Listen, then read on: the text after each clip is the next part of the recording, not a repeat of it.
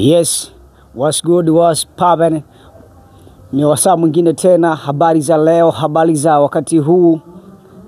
Leo nimekuja kukufundisha kuhusu habari za views wa YouTube.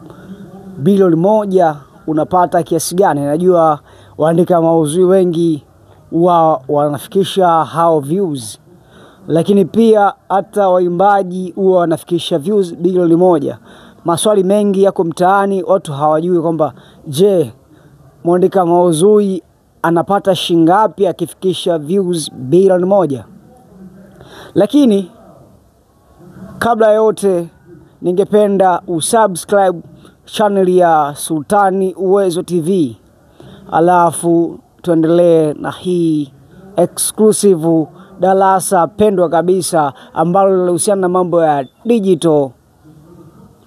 Kwanza kwenye kipindi kilichopita nilizungumzia issue ya cost per mil, yani click per mil, kwamba je, nchi gani ambayo ukikutazama utapata kiasi kadhaa.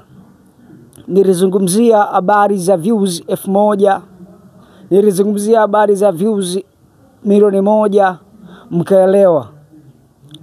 Sasa leo tunaenda kwenye kitu cha 1 billion views, bilioni 1 views, yani views 1 billion. Kwanza kwenye hiyo cost per mil kuna kitu kingine ambacho kimeongezeka sasa hivi kwenye YouTube. Kwenye YouTube wameleta mfumo ambao ni mpya.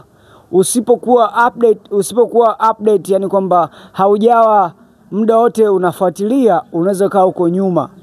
Kwanza kwenye YouTube ukiangalia video ya mtu wanakutaka uwe unatumia kucheki hata video zingine, sio video moja tu.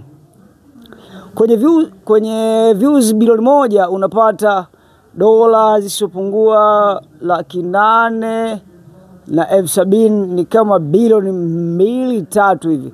Inategemeana sasa dola imekaje kwa siku hiyo.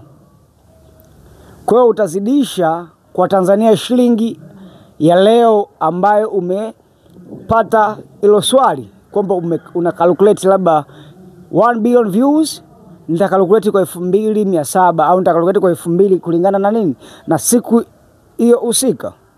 So far nini kifanyike ili kuandaa maudhui yao yafike mbali? Tukirejea kwenye kipindi kilichopita nilifundisha issue ya kwamba kufanya promotion unafanyaje? Promotion inatakiwa ufanye kwenye nchi ambazo kidogo zimeendelea kama Maldives. Ukienda pale Marekani angalau kidogo rate yao iko vizuri, ile click per mil. So kwa update nyingi sana itabidi uwe unafuatilia Sultani Uwezo TV, kwa sababu tunakuja na kipindi kingine tena tutaelezea kuhusiana na audio mark na vitu vingine. Hivyo basi usiache kusubscribe Sultani Uwezo TV, hii ni ya kwetu kabisa. Mimi ni Shedrack Gideon Mwakarobo, natokea Sultani Uwezo TV.